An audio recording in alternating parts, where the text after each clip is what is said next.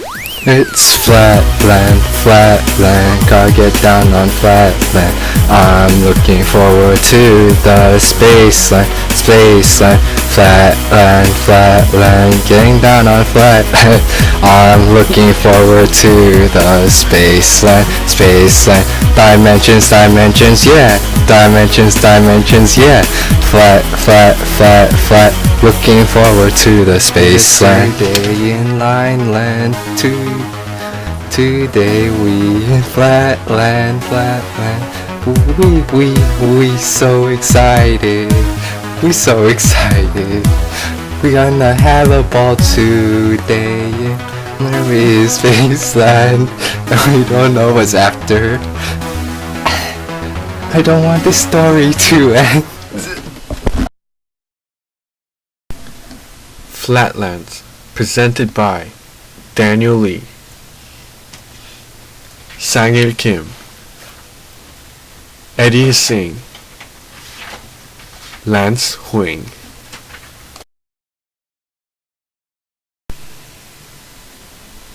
I call our world flatland. Imagine a vast sheet of paper on which straight lines, triangles, squares, pentagons, hexagons, and other figures, instead of remaining fixed in their places, move freely about on or in the surface, but without the power of rising above or sinking below it.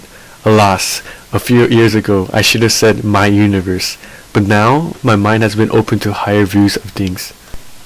In such a country, you will perceive at once that it is impossible that there should be, if anything, of what you call a solid kind.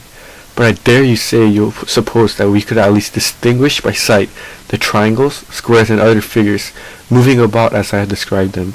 On the contrary, we could not see anything of the kind, not at least so as to distinguish one figure from another.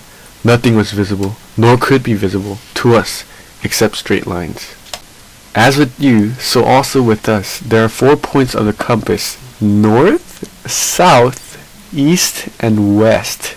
The most common form for the construction of a house is 5-sided or pentagonal, as in the annex figure. The 2 northern sides, RO, OF, constitute the roof, and for the most part have no doors. On the east is a small door for the women, on the west a much larger one for the men.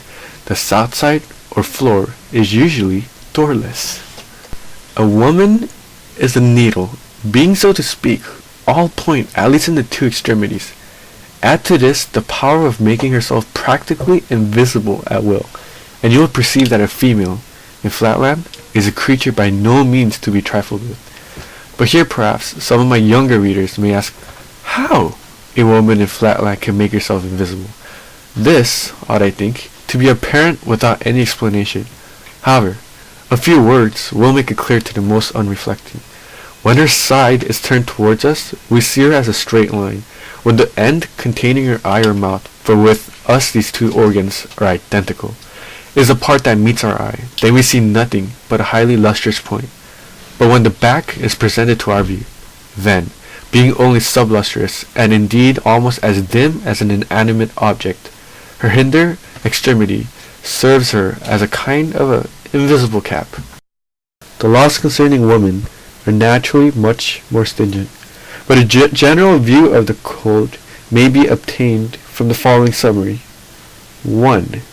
Every house shall have 1 entrance in the eastern side, for the use of females only, by which all females shall enter in a becoming and respectful manner, and not by the men's or western door.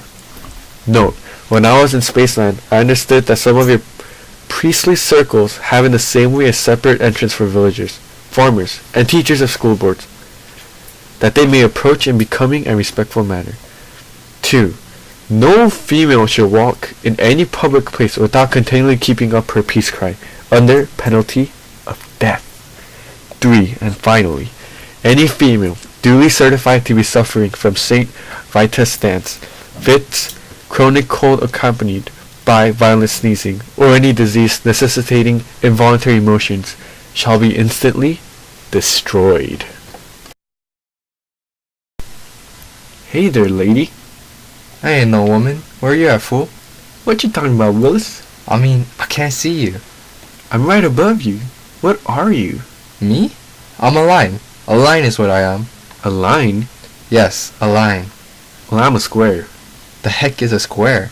It's like many lines stacked on top of each other, you know? What do you mean by on top of? Like above and below. I've never heard of those words before.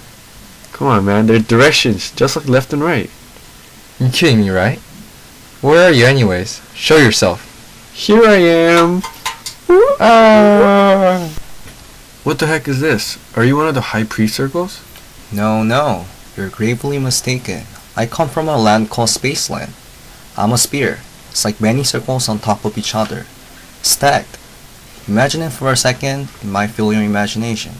What? Never heard of a sphere before. It's like you have 4 directions, but in our land, we call it up and down. Wait, bruh, I know what up and down is. It's north and south. No, it's different from north and south. There is something called height. Height? The word you spouting makes no sense, man. Your assertion is easily put to the test. Here, you say I have a third dimension, which you call height. Now, dimension implies direction and measurement.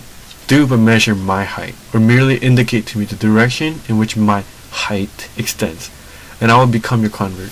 Otherwise, your lordship's own understanding must hold me excused. Oh, certainly.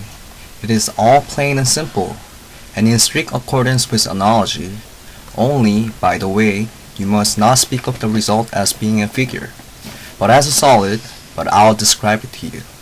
Or rather not, but analogy. We began with a single point, which of course, being itself a point, has only one terminal point. One point produces a line with 2 terminal points. One line produces a square with 4 terminal points. 1, 2, 4 are in geometrical progression. What is the next number? I guess 8? Exactly. The one square produces a something which you do not as yet know the name for, but which we call a cube, with 8 terminal points. Now are you convinced? I guess so. But has this creature sides as well as angles, or what you call it, terminal points? Of course. And all according to analogy. But by the way, not what you call sides, but what we call sides. You would call them solids. Then, can you show me Spacelands? Yes. Whee! Whee! Oh, so this is Spaceland. I can see all of my city and inside of the houses from here. Yes. Now you understand, and you must teach the rest of your Flatlanders of Spaceland. Wait, I have one more question to ask of you. What is it, my young Padawan? If Lineland is in the first dimension, Flatlands is in the second dimension, and Spaceland is in the third, then what's in the fourth dimension? That's preposterous. There is no such thing as the fourth dimension. Well, it should, following logic that there should be. Well, you might be right. Dun dun dun. Dun dun dun. Part 4, Super Spaceland, coming soon.